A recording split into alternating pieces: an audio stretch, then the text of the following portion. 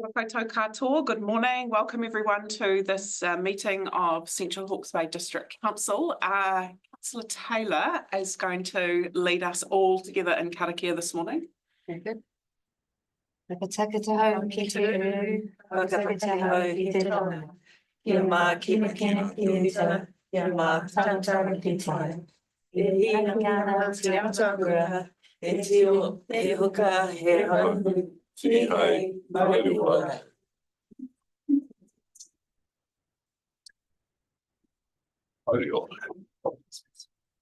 Welcome in out of the frost, but the sunshine this morning. Good to see everyone, and some big items on the agenda today, but some well discussed items for us to formally bring through council. So welcome to my bridge online. We have apologies from Councillor Greer. And I think Councillor Aitken is on his way. So can I have a mover and second for this, please? Councillor Taylor and Councillor Annand. All those in favour, please say aye. Aye. Carried. Any conflicts of interest that need to be declared at the beginning of the meeting? No, thank you. Standing orders, our usual procedures for standing orders with our short number of items that we suspend. Can I have a mover and seconder for standing orders, please? Councillor Byrne and Councillor Witchman. All those in favour, please say aye. Against, carried. We have minutes from our council meeting from the 10th of April. Our job today to confirm that they're true and correct. Councillor Moynihan's always monitor. Councillor Taylor. Just a note that I was online. Should it be in the list of councillors and not down with apologies? Yes, it should be because you are counted as present. Yeah. Thank you. Noted. Happy to move. But you will move that they're true and correct with that addition. Councillor Taylor. Councillor Moynihan, are you supporting that? All those in favour, please say aye. Aye. Against. Carried. Item 7 is straight into the big stuff, adoption of the annual plan. The big item for the year. Mr. Tate, would you like to intro? Right, thank you, Your Worship. I will do some introductions and I will invite Mr. Chamberlain just to again run you through some numbers. But just again, as a very much a headline, recognising that we brought this report to you only a few weeks ago in what was an outline summary of the draft annual plan for 2025-2026. And within that was really the key summary that recognised a doubling down, for want of a better term, on the key priorities that we'd identified in the 3-year plan, being our critical three waters infrastructure investment, recovery and transport. And that, again, we'd identified a number of areas that we've continued to work through, and as part of that's included a number of organisational efficiencies or restructuring as well that we've worked through to realign ourselves with those priorities, but also noting that some of the headwinds that we had identified in 2024, again, in my view, through what's been some pretty prudent and careful decision making in 2024, has got us to a position where we've seen the average rate fall from 14.5 down to 7.5. Again, and Mr. Chamberlain will talk to that. That doesn't fall evenly. Again, if we reflect on where our big priority areas are in the rural areas, we've down substantially down to an average rating increase of 4.1. Again, the big driver of that being land transport now. Again, reflecting that key priority.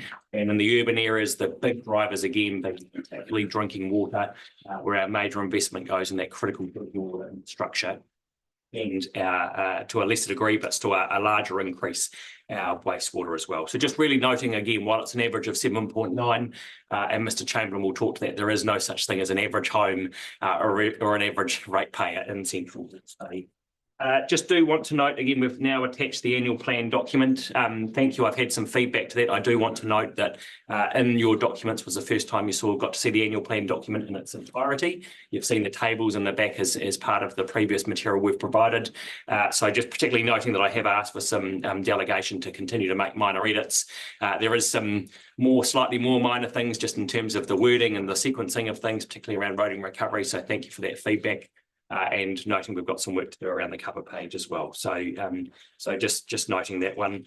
The last thing before I hand to Mr. Chamberlain is just really noting what comes next. And we'll segue this into local water done well as well. But recognising that from May the 12th, so Monday next week, through to Sunday the 15th of June, we'll begin a roadshow where depending on where we are across the district, that'll be in our 7 or 8 localities again.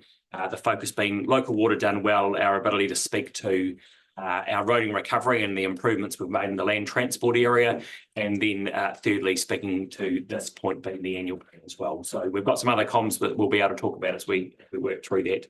But with that, I'll hand to Mr. Chamberlain again just for a very high overview for those that might be online, or just a summary again for you all of the aspects of it. Good morning, Your Worship, councillors. As Mr. Tate has mentioned, today is one of the last steps in many months of work. We started looking at this annual plan back in about October, November last year. The starting point was the year 2 of the 3-year plan. And we've gone through line by line and tested all those assumptions that we used to build year 2 of the annual plan, of the 3-year plan. And in particular, looking at things like inflation, interest rates, the confirmed NZTA program, what external funding was available. And that's resulted, as Mr. Tate has mentioned, getting the average rate down from what was originally 14.9 down to 7.9. What Mr. Tate has also alluded to is there's a big difference between a connected ratepayer, so that's one connected to municipal water and sewage systems, and one that isn't. So while we've got an average of 7.9, the connected ratepayer is more like a 10% increase, whereas a non-connected ratepayer is more like a 4%. Overlaying on top of that, you should have all received recently your revised quotable values. It's the first time this has been done since 2021, which is the height of the property market. So the prices in general have fallen. Generally speaking, they've fallen by similar amounts right across the board, which means that actually the percentage of the district that you owned in 2021 with your house or your property will be similar to the percentage of the district that you now own in 2024, which means that actually your proportion of the total council budget that you'll be paying through your rates, generally speaking, hasn't changed. There are some outliers, and you'll see in the table that we've attached in the document that we've got some sample ratepayers, and there are 1 or 2 there included in that sample that are sort of out of the norm, and it's because of various circumstances such as recent sales data, driving changes. So happy to take the report as read, but also happy to take any detailed questions you might have on either the report or the draft annual plan that is attached. Chamberlain. All right, we're fairly familiar with this plan now, having worked with it well. Are there any outstanding questions before we get to decision making? Seeing the connect now with the property values change of where it's landed. You can actually even see from the rating samples that are in the paper that we've got the odd aberration where there's been a big up or a big down on one property, which has created a slightly different outcome, some of them good and some of them not so good, but on the whole, it's fairly consistent. What I have also included in those sample ratepayers is a column showing how much the quotable value has moved from 2021. So some of those ones that are outliers, you can see haven't followed the trend of the rest of the market. So I put that in there just for a bit of context. But what it does show, particularly in town, in the urban areas, when you're connected to the water connections, that pretty much it falls between $300 and just over $500 increase on a urban connected ratepayer. They'll fit between that $300 and $500 increase, what I mean.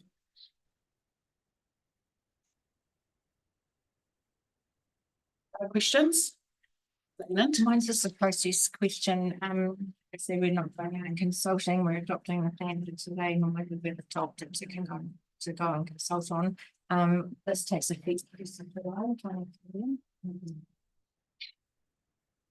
July, yes. And will be the topic still of the community conversations we have over the coming few weeks. Well and ready. Yeah, and look, I mean, I think we've got the opportunity to work that through in those community meetings, and there'll definitely be questions and there'll definitely be feedback. And all of that becomes part of then when we take the next decisions. We've still got to strike the rates and other bits that go with it. So all feedback at any time is what's useful. Kia ora. I just want to mention, so Porongaho took a bit of a hit on the QV recently. So I think it could be helpful just popping in a sentence on why that is. Just to not jump to conclusions. There it is. Yeah. Obviously cyclone affected, and we can save a lot of anxiety and yeah, it's true. Actually, it's not evenly distributed in those impacts between Waipawa, which is the other township that it's sort of flooding impacts as well. It's that difference between the properties that haven't got the flood protection in place yet seems to be in Porongaho, even though it's coming. It seems to be the difference. Yeah, just to comment on that. So this valuation was done as at the 1st of September 2024. At that point in time, Waipawa, even though it had been affected by the cyclone, had returned to Category 1, whereas Porongaho Village was still in Category 2 at that stage. And that's impacted the valuation.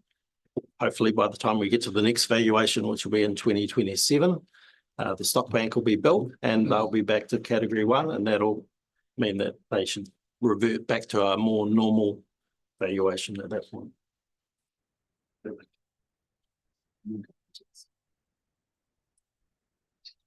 Okay, so thank you, Mr. Chamberlain. So there is still opportunity just to make sure we get that context of communication in the plan sorted through. Right, so if you've got any mistakes, issues, other ways to just clarify the information in that document.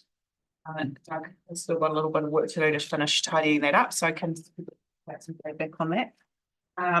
But the point of today is that we adopt the annual plan under legislation, the documents take forward to the 5th of July. That's the big decision. We actually by legislation don't get many huge decisions. This is one thing. So that's what we've got to do today. And the second part is to then just make sure it's clear responsibility to the chief executive delegated to do those final edits. And the issues have come up just with that document in terms of how it's shared. Yeah, okay, so there's two parts to it. Do I have a mover or a seconder for those two parts to the decision today? Councillor Moynihan and Councillor Byrne. Would you like to speak, Councillor Moynihan? Yes, thank you, Worship.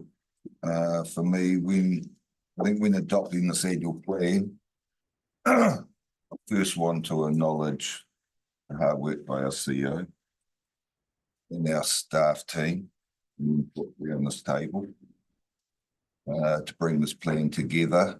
It was under difficult economic conditions. This plan comes at a time of significant uncertainty, which includes the future direction of the ongoing proposed reforms of the new Taumata ROI wastewater standards and also the ongoing reform of our water services. That's the local water well done. Done well, sorry. One of the key outcomes of this process has been the substantial reduction in the proposed average rate increase from 14.9 to a more manageable average increase of 7.9. However, continuing concern for me is still the average target rate, which remains around that 11%. This percent puts significant pressure on our households, particularly in the areas of our water and wastewater. There are regularly expectations in our capital works program expenditure continue to rise. These times of uncertainty, and despite our many challenges, this annual plan prioritises core services and addresses most key risks at this present time. There's not actually much left to say. I think Councillor Moynihan said it all. I mean, it's not just about moving the deck chairs. Council officers have done an amazing job of going line by line, department by department, and have found savings wherever they can. And yeah, just want to acknowledge that it's still hard out there for our community. You know, we've reduced it from almost 15% to almost 8%, but for many that's still a significant increase in their rates. And we know that it's not easy. But we've taken out anything that can be possibly taken out, and we're focusing on the basics. We were focusing on the basics before we were told to by central government. So yeah. That's me. Councillor, others? Just that the thank you to CE and staff, but I think it's a hard balance between what's affordable or unaffordable, and just getting on and getting some of this infrastructure fixed and not being part of the generations of council that was just too scared or was too hard a decision to keep going.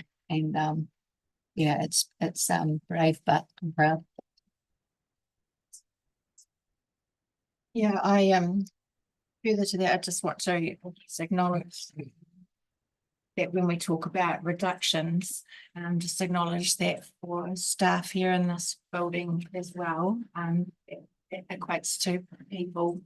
And so I just really want to acknowledge that it's not been an easy time for you guys, and it's not been an easy time for us to sit by and watch either. It's not something that we have anything to do in the operational sense, but just wanted to acknowledge that yeah, it's not easy, but I think every single one of you have continued, well, I certainly feel reassured that the good stuff, the important stuff, and even the stuff that is just a little bit fringy is still being continued, even with the reduction in resources that you have. And it might be only smaller steps forward, but it still is steps forward. And I think with that, the exciting thing is that we will hopefully come to a time where those small steps will actually start to be big ones again, which is really an exciting place to be. So we've got to have hope in our heart. So yes, really want to acknowledge that, but also like Councillor Byrne said, and the rest of the team, we acknowledge that this increase relates to potentially a meal off people's tables. And that's the reality. The hardest part that I find being around this table is that you've actually got to make decisions. And even sometimes there's been many times actually over the years that I just want to pull the covers over my head and say, oh, just can it go away? Can it be somebody else's issue?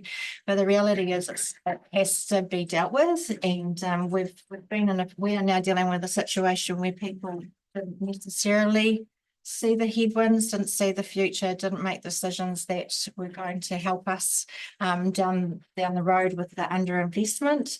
And we can't just continue to do that. It's not easy, it's not popular. You feel it sometimes. I mean, I feel it in the supermarket. You know, we've all had those experiences. But we're here to make decisions, and so yeah, as hard as this decision is to make, and it's not fluffy stuff. It's not the the wow stuff, but it is still life-changing stuff that I think people in our seat in 10, 15 years time will thank us for.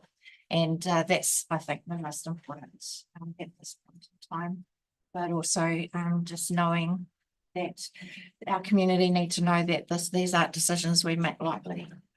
We spend a lot of hours not sleeping as a result of the consequences of the things that we know that we have to face as a community. So just, yeah, and also to my fellow colleagues at the table as well, you guys are pretty cool. And yeah, it's just really exciting to be here to adopt another annual plan with you all. So Councillor Butchman. I'd just like to add, this has been real difficult for a lot of us and our community as well. We're all going through a bit of a hard time here. I hope our community understands the direction we're going in, the commitment that we have to our community to reduce these rates to where it is at the moment. I think we've done extremely well to get it to that point, like to thank our officers. I think we've sliced as much fat off the budget as we can. This is where it's at. So just want to thank them for all the hard work. Yes. Councillor Muggeridge. Thank you, Worship. Yes, most of it's been said, but what this budget is showing us is that we're continually investing in our infrastructure. We have to do that to keep the levels of service where we want them to be. The roading speaks for itself. It's got devastated by the cyclone, so I think people understand the investment that's going into that, but also to maintain or keep our resilience up and our compliance in the three waters. We have to continue to invest, or otherwise, if we fall behind the pace, it just means that it's going to make the gap wider, and the investment's going to have to come in future years. So even though we've scaled it back as much as we can, that level of investment at 7.9% average is a must. We just have to do it. And it's unfortunate, but as other councillors have said, we've stripped back some of the non-essential items, and so 7.9 is what it is, and I'll support that. Thank you.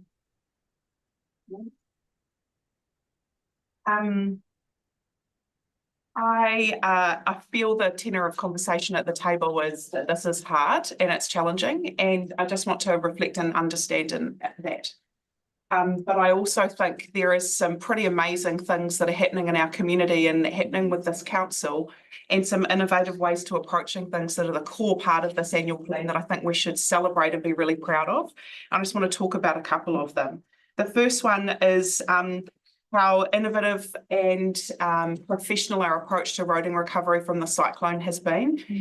The team has really maximised external investment from NZTA. They have pushed the envelope with the funders. They've pushed the envelope with the contractors in terms of what we can deliver, continue to find savings, continue to add items to the program of work, and that will continue into this annual plan. That's at the core of how we're focusing on roading recovery. That's an incredible achievement, and perhaps in the weight of the heaviness of these decisions, we're forgetting to tell people that actually our roading recovery program is actually, compared to other parts of the country, outstanding. And that is a core part of how we're going to continue to deliver going into next year. We have got a situation with our growth in the district where how we support that with our regulatory departments have gone outside of the normal square and are contracting our building consent officers to other areas that are growing to keep them employed and to keep the income generation coming to council. Because we know the new houses and the growth is maybe not right here today in Central Hawke's Bay, but next month or next year it will be. And we're maintaining that innovative approach of how we are here as a cornerstone institution for our community. We have our core water work, which is where we've got 2 reservoirs in our main towns, which are old and earthquake prone. But we have a really innovative and incredible cornerstone project, which is the second supply project to have the reservoir between the 2 towns to create our resilience, which is a level of thinking and systems thinking and progress that sits in this annual plan, is something we've been championing for a while and is something we should celebrate. And I also want to mention our local suppliers and contractors because they have challenged us, they have supported us, and the organisation is responding with that. And at the heart of this budget in this annual plan going forward is actually the important role that local suppliers have for us as a council supplier, but also for the local economy. And that's at the heart of this as well. We're going to be asking more of our contractors when it comes to investing local. And I think the flagship project that I think we can owe some gratitude to are this local suppliers, the contractors that have come in to work on our stormwater network. Where we took an approach which was we want our local people to be part of this. And what's happened is in that program, the drains, maintenance and clearing in our stormwater network is that our local suppliers are helping us do more and more efficiently with our money than we could have expected before. And that's a benefit in this budget going forward as well. And we can quantify it, we can see it, our ratepayers can see it, our community can see it, and that partnership between us and our local businesses, local suppliers, when it comes to that work is really important. I think there's probably even more that we can do in that space as we work with those local people. But we can tangibly see that turning into what is in this annual plan. Our stormwater rate is still going up, but not as much as it was because of how well that program has gone. So the actual plan for the year includes really rigorous focus on our core priorities, but underpinning that are some fantastic innovative approaches and ways that we're working with our community and with our funders to get absolutely the best that we can. And so actually what's in this plan, I think we should be incredibly proud of because it's driving how we've managed to get from a 14% increase down to a 7%. And that this organisation can be really proud of that. And we can tell our community we're proud of those projects as well because actually they are changing the dial and we're delivering we are delivering more than anyone could have ever guessed. I wouldn't know how I'd describe it. So I support and agree with lots of everything everyone else has said about how challenging it is to balance the books in a time like this. But we have got these pretty incredible that sit inside the work that we're doing and how that's going to go into next year that I think we should continue to celebrate and communicate, tell our community about these things because they are actually pretty amazing. Councillor Moynihan, you have right of reply as to move up. Summed up very well, so. Okay, so recommendation is that Council number 1 adopts the annual plan for 2025-26 in accordance with section 95 of the Local Government Act 2002, and that we delegate responsibility to the Chief Executive to approve the final edits required to the annual plan in order to finalise documents for printing and distribution. Moved by Councillor Moynihan, seconded by Councillor Byrne. All those in favour, please say aye. Aye. Against? Quick process question. Carried. How does Councillor Taylor. the CE want that feedback on the minor edits? So I would suggest that if you've got it marked up on your digital copy, you download a version and send it to him so he's got it. Thank you. Well done.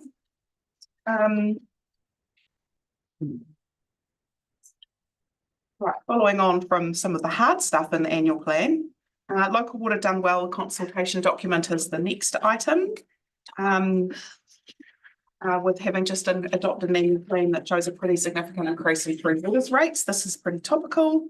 Mr. Tate, would you like to take us through this? Great, thank you, Worship. And again, we'll lean on my fellow ELT members as well to help me along with this. But really, this is again, we've had your first big key decision this morning on annual plan, and again, speaking very clearly to where the big drivers of cost, particularly in our urban areas, are being the Three Waters activities.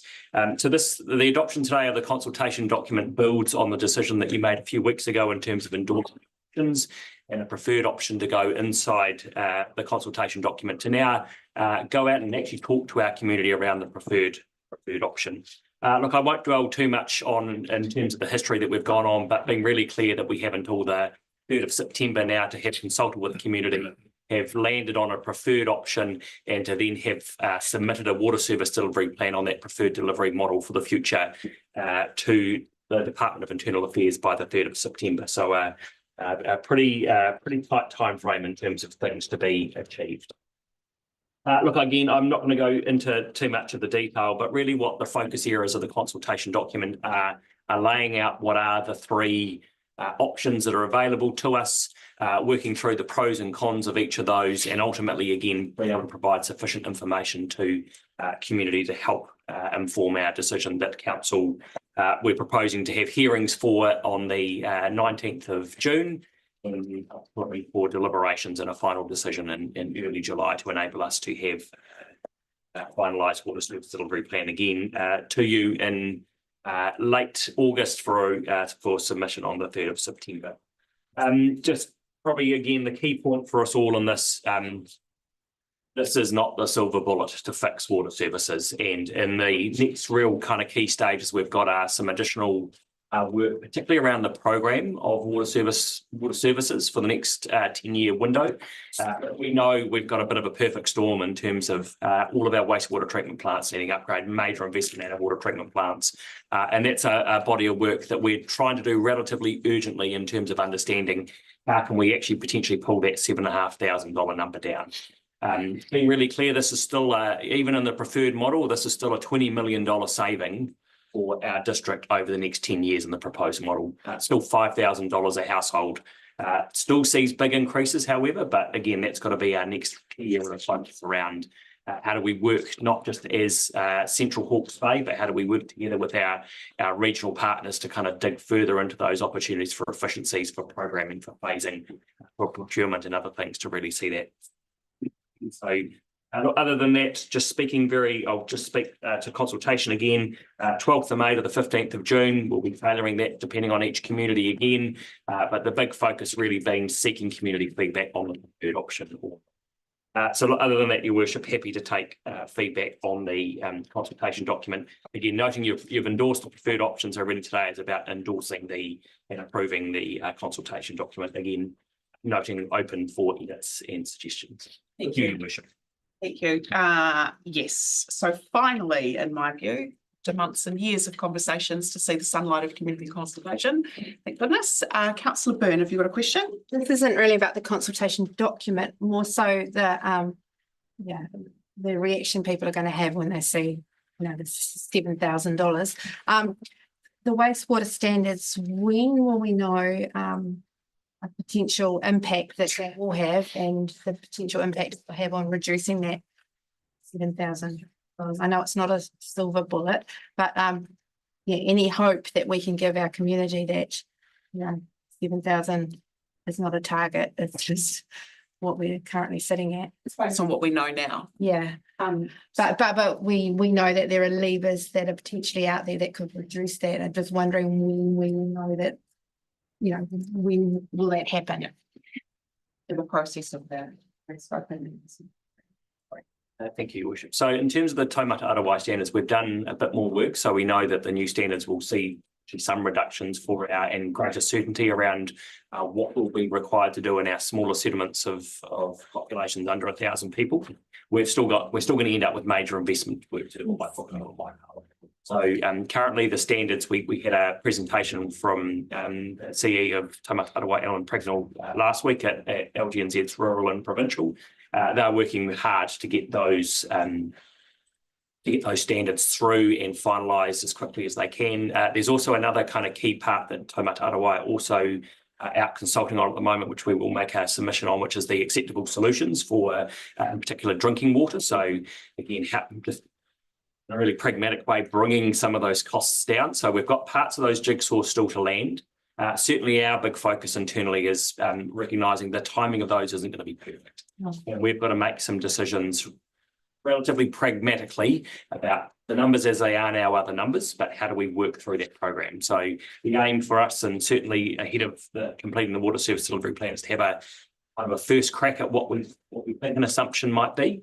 But the reality is we've got to work kind of within what we. So that will be an assumption that will come back to this table and particular about how we choose to move forward as well. So sorry, just to clarify on that, Mr. Tate, is there a piece of work that between now and the 3rd of September water services delivery plan date where potentially that investment number will change, or is it after that? So we're working to try and have something practically before the 3rd of September. So yes, we're working to try and do that as much as we can. Just not really a question, more of a comment, because I think that's important that we go out to our community with some sort of hope that there are things in the background that are working to potentially reduce that. And I'm not sure if that document really reflects, and I know that it's the current state of affairs, but yeah, we need to, and I guess it's up to us to.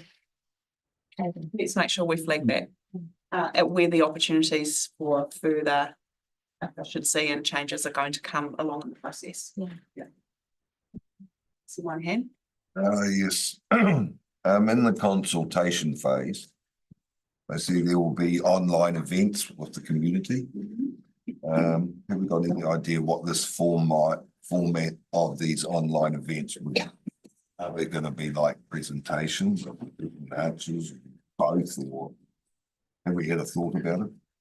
So that's there's remember 2 tentative dates in your diaries now for Facebook Live. So look forward to you all being prepared for those as well. So that'll be the main vehicle for it. Anything else Sarah, to add to that? I mean, Facebook Lives will be the main thing, but there'll be the normal collateral that we share as well. Councillor Moynihan, my hope would be that we can present some information, but also engender some Q&A, whether that's through social media directly or whether that's through the social pinpoint type sites that the council is operating that allow that asking questions and to get that feedback. Interactive would be my hope.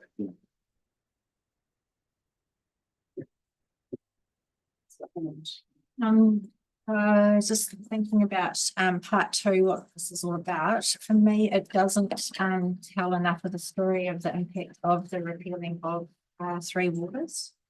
I think people do. Yeah, the reason that this was a good idea was that it was going to talking about things like reductions and costs for us, those sorts of things. The original numbers were around that sort of $2,000 mark.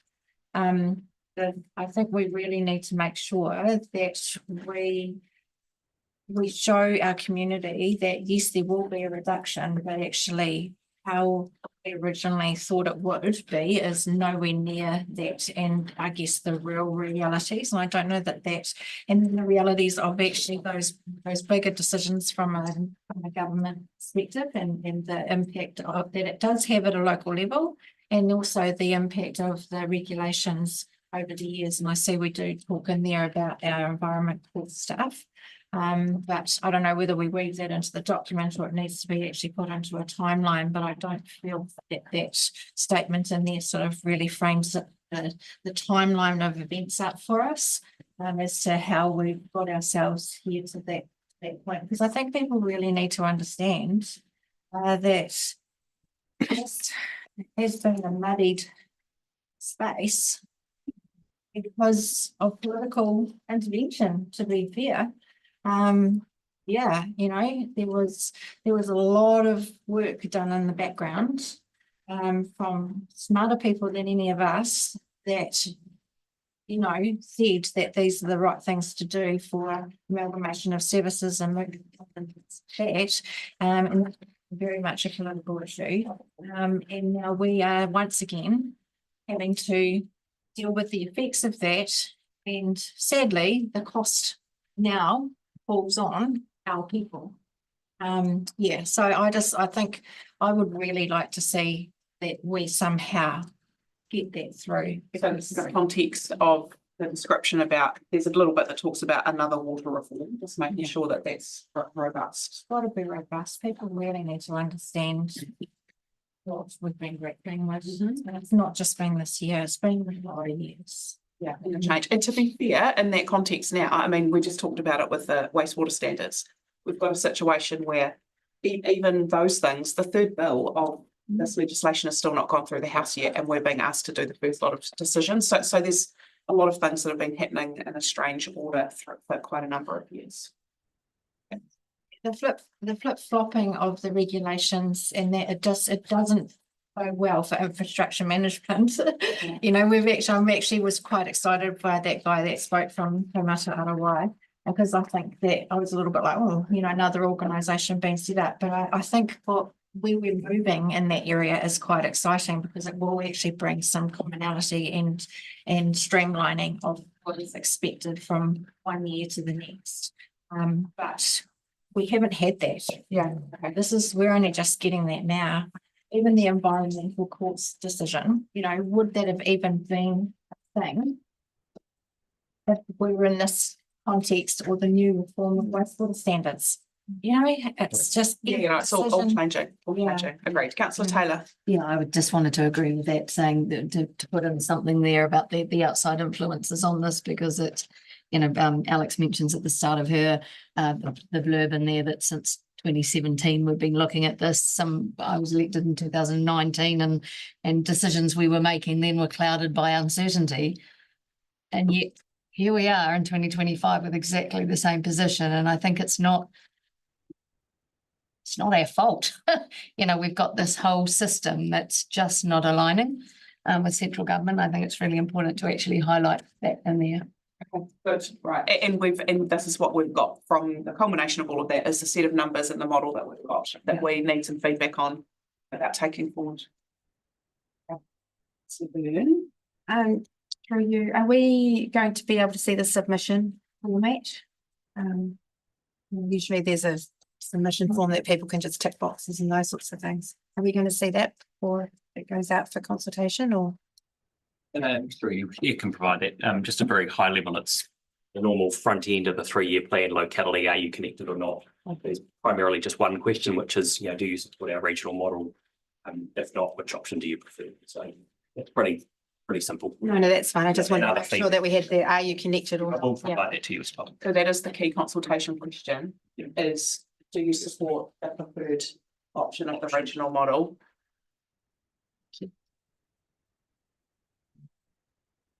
Any other questions or comments? The consultation document, the resolutions for today are to leave some delegation for state to complete with the feedback of that document to then put out. Just noting, you would have had some feedback from others of you, just in various formats as well. So we'll just collate all of those together. I'm comfortable they are minor. Okay, So yeah, thank you. Right. it's just noting that. Good. So we've got the document that we've got the decision on, but we know that alongside that, we've got community meetings, we've got online meetings, we've got the consultation questions that'll be asked, that'll all come back to us, then having a hearing, depending on how many people want to speak to us. That'll be a question as well. Would you like to speak to us in It's on person? there. Yeah, okay, great. To then make basically the next decisions that this is a good time. Right, so council, the recommendations are that council adopts the local water done well consultation document attached. Notes that the options along with the preferred options, the preferred option were identified in the consultation document were endorsed at the 24th of April Finance, Infrastructure and Performance Committee meeting, and that we give delegation to the Chief Executive to make the minor changes and edits to the document before it's released.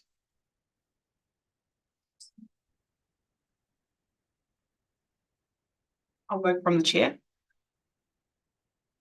Second, please. I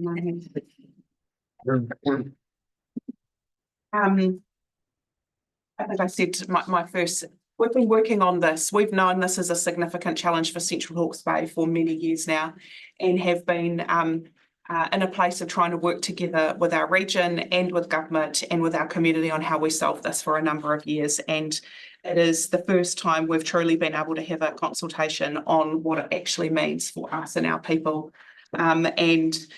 Look, it's consistent with the culture that we have led and been part of in the region, which is we are stronger together. It's time now for our community to have their say on their agreement or not with that approach.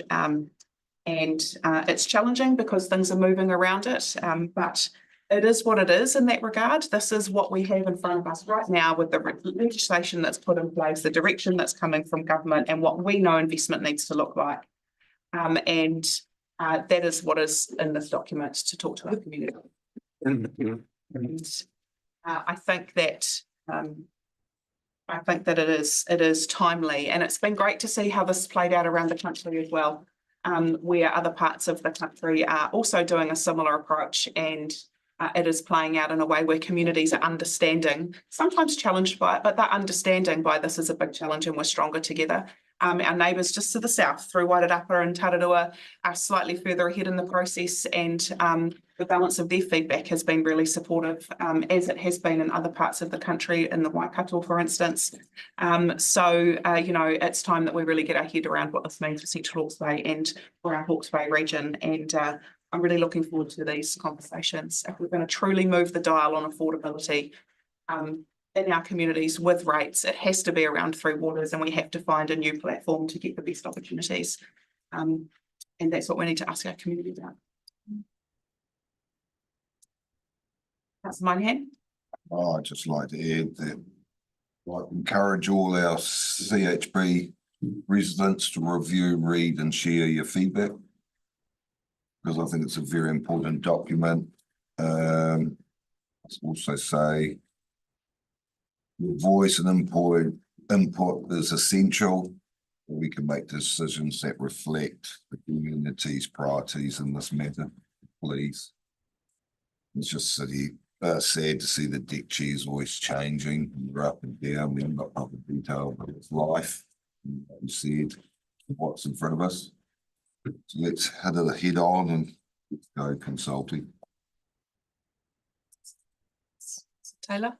Yeah, just that in support of this, that you and Mr. Tate have had your head around it for a while, working at the regional level, and we've had lots of presentations and are only just starting to wrap our own heads around this, and it's absolutely time that the community got to face this and see what we've been seeing and help us make the decision, because as you mentioned in the last item, we're here to make decisions, but this is such a big one that the community needs to be involved.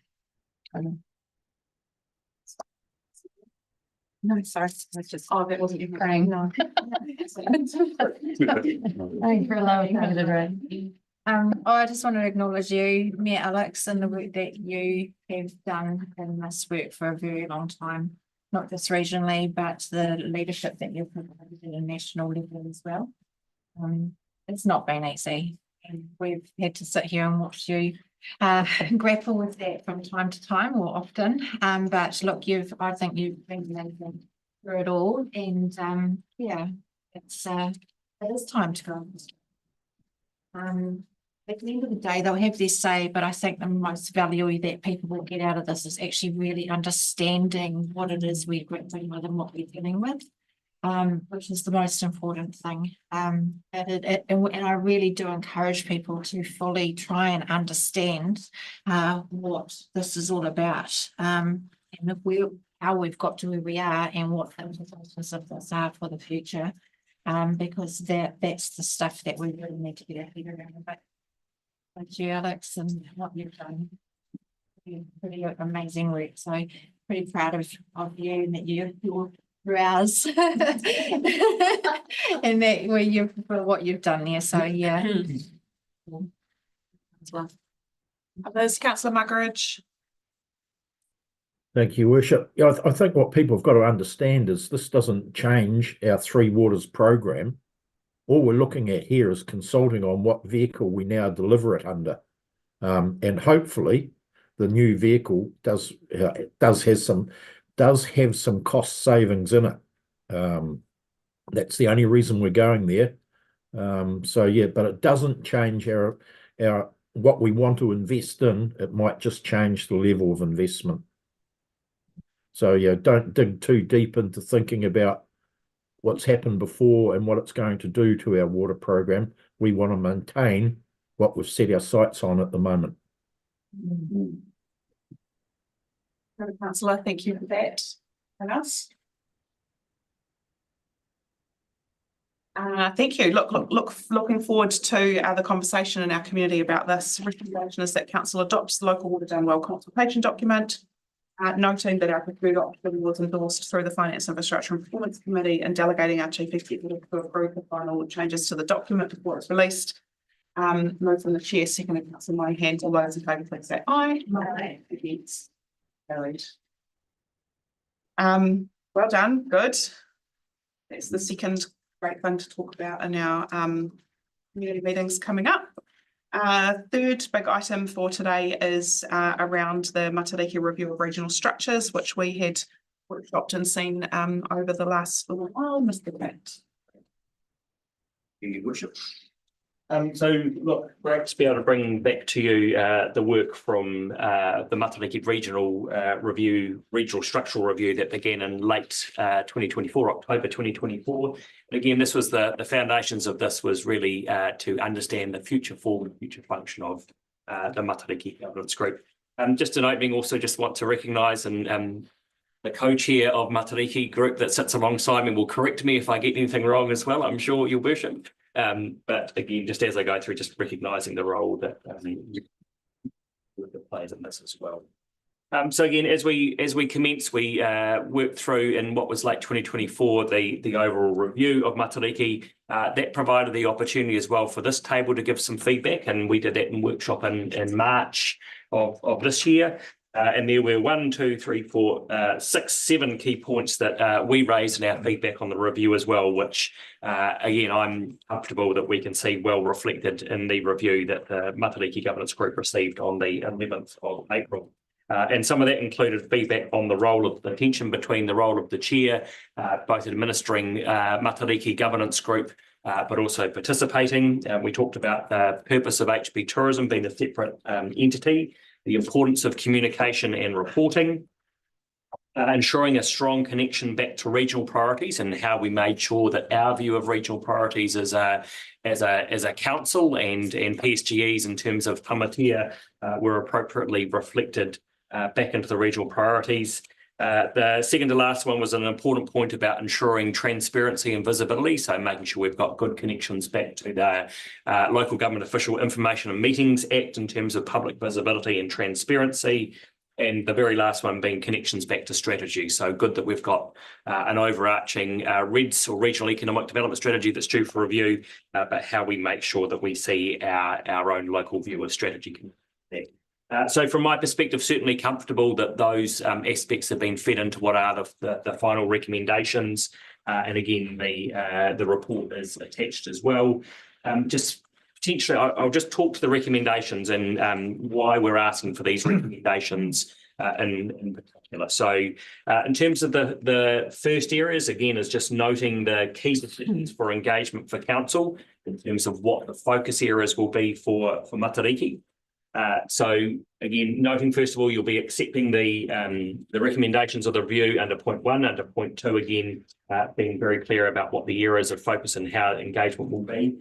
The third area in particular, this talks to, while I'm talking today, what the review has really identified is that there's been we'll call it a bottleneck for want of a better term, in terms of the leadership at a CE and mayoral level. It's about how we make sure that we get good visibility back across into this table and back into the organisation. So what these recommendations do is really note a process for me to create a structured process for updates back into the business, but in particular how we will identify a senior council officer to support myself and support your worship in terms of how we prepare for Matariki Governance Group meetings, what the reporting function is back into this table.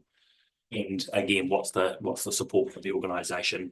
And really, why we've had to wrap some resolutions and some recommendations around this.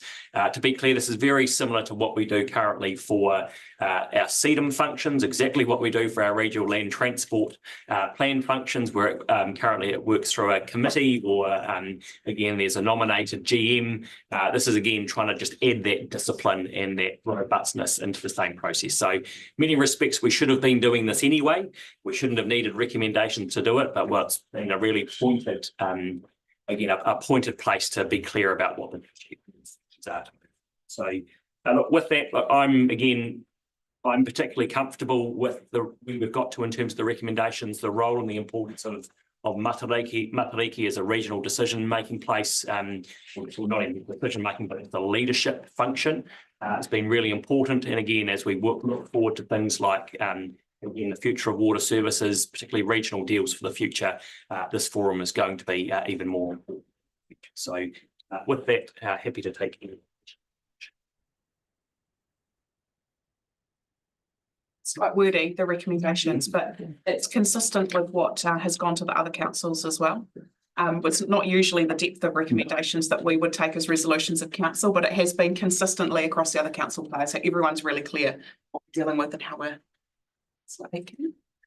And I apologise I wasn't here for the workshop on this because I had a holiday that had been planned for a year over that time. The couple of questions is, and whether this is appropriate, why did the whole management group resign? What is the cost to Central Hawke's Bay for this new review? And that includes staff time as well. And what is the cost benefit of actually what we've been spending in the past? Let's speak to the resignation.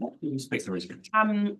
So it was a choice as articulated by the board to the shareholder entity, which is shareholder representative Matariki, was that they had seen the process of the review coming forward and that to allow to see that move forward with more pace, that they wanted to step aside from their roles. And the resignation was accepted by the Matariki governance group. And there's a process now in place around putting some interim directors and interim chief executive in place to ensure the continuation of the work in that model. So that there is a slight difference here, councillor, just around the funding. So we fund the Regional Economic Development Agency as a shareholder of that, for which MGG is our regional shareholder representative. So we don't actually fund Matariki itself directly. Matariki is basically a voluntary coming together of the leadership of the organisations, for which we're trying now to put some better structure around so that is more cohesive and provides better clarity of guidance and a system to support Hawke's Bay Reader as it moves forward with our regional priorities. So the question about the value is the of the work that Hawke's Bay Reader has been undertaking, which is a slightly different question. What is the answer to that? The Hawke's Bay Reader. So the structural review was not about a performance review of the organisation at either a local or a regional level. It was about the context, which is we had a recovery agency and an economic development agency, both operating at a regional level. One had government resourcing that was winding down. One had a constrained budget from a local government funding space. And actually the context at the moment is we can't have both. We have to get really focused on where we spend our resources, and this process is going to help that with the reader, which will become the refreshed central delivery entity, for us all to be absolutely clear going forward what those priority areas that they're driving forward on our behalf are, so that that value proposition question can be better articulated and answered. So in the paper, it talks about 1.706 million. Yeah. How much of that is Central Hawke's Bay? What do we pay? Remember, it's 177 or. I need to get the specific number. Doesn't have to. It's about circa there. And maybe just adding on to that one, just a good reminder as well, what the review is trying to do is be more disciplined too in terms of the level of expectation, the statement of statement of intent that then subsequently comes back. So this table has given feedback to Reader in terms of its letter of expectation, and we've seen that statement of intent come back. So that's ultimately where we've got to lean. And if we're not comfortable with what, again, this is a little bit of that kind of that chicken and egg thing where we've got to make sure that's that we're going to get back to those good key principles of what did you say you were going to do and how do we hold you account on those things.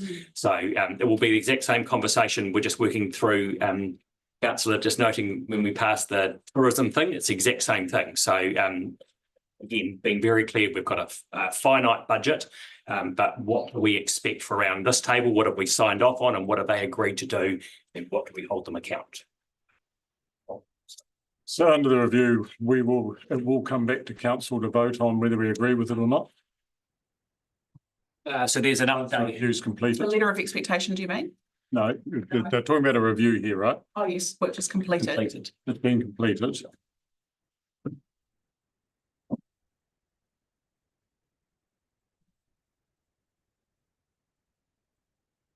That's what the recommendations are, and the attachment are the recommendations that came from that review that everybody had a contribution to. Okay. So amongst all of the words of these recommendations, for consistency, around the region is, basically a structure that allows us to have far more clarity of how we as Central Hawke's Bay and Central Hawke's Bay District Council connect to this regional work. There's been a lot of assumptions baked into the back of it about the role that I play as a representative at that governance group, but have our organisations and the structures surrounding it supported that so that actually there is clear accountability frameworks and processes to make sure everyone's knows how it works.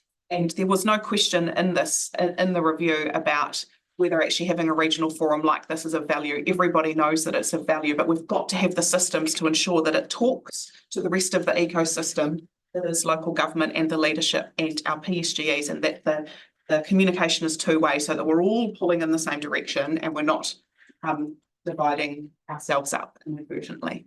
So Reader is accountable to Matariki. Yeah.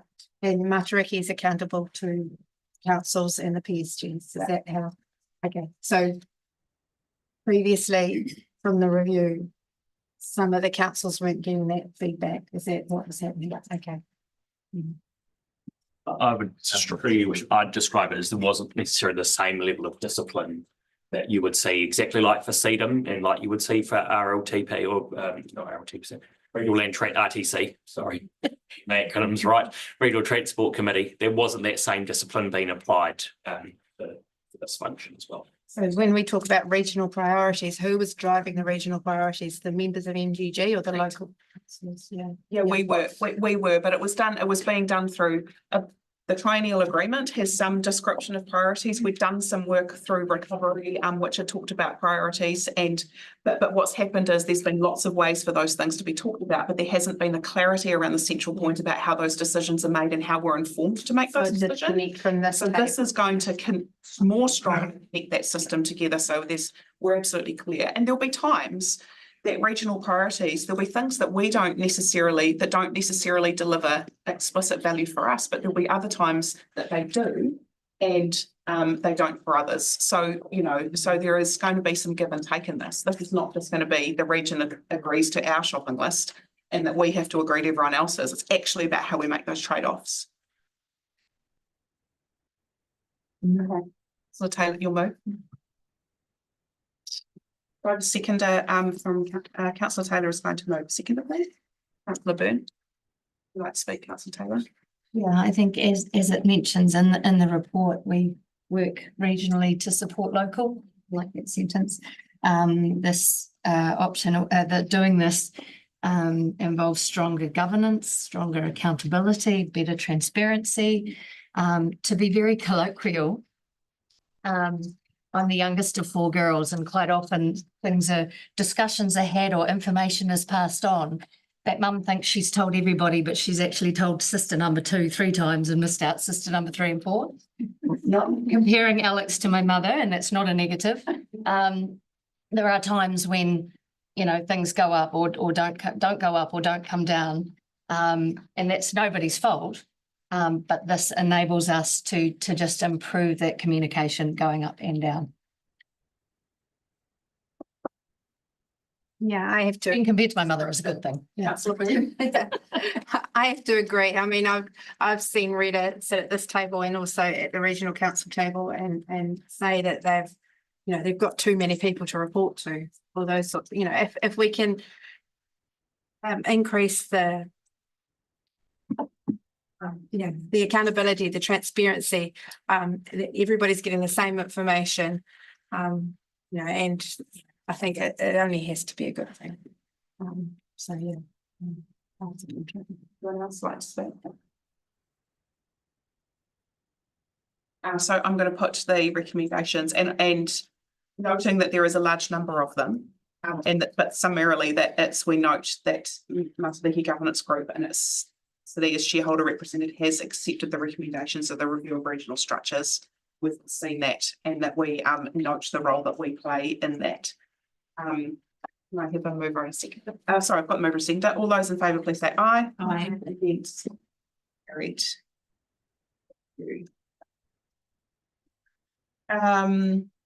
Right. We have. As of the next meeting is the 5th of June 2025. Can I have a mover and seconder, please? Councillor Taylor and Councillor Bushman. All those in favour, please say aye. Aye. Against. Carried. Now we have got an item that we are going to consider in public excluded. It has come from the Finance, Infrastructure and Performance Committee. I just want to note what it is. It is the approval and adoption for the procurement plan for road maintenance. And just hang on a minute. Hang on a minute. You don't have to leave yet. Don't go anywhere. Sorry, and my staff are rushing you. It is about one of the biggest contracts that we have as a council is about how our roads are looked after in the maintenance contract. We've done a lot of work in this. It's really important, the community outcomes that come from this piece of work. It is a commercial piece of work because it is a procurement. Once we've gone through the decision making about the approach, it will become public. But right now we've got the decision making that we need to do in confidence, and so that's why we will exclude the public at this point. But I just want to note the significance of this piece of work. It's a very big piece of how council delivers value and delivers outcomes in community. So we will be moving to go into public excluded. So can I have a mover and a seconder for that, please? Councillor Moynihan and Councillor Taylor. All those in favour, please say aye. Aye. Against. Carried. Thank you. That means thank you. We are going to have to ask you to go briefly while we do this item. Thank you. We will be leaving the live stream. The rest of today, we have some public workshop items to discuss around some things about solid waste and about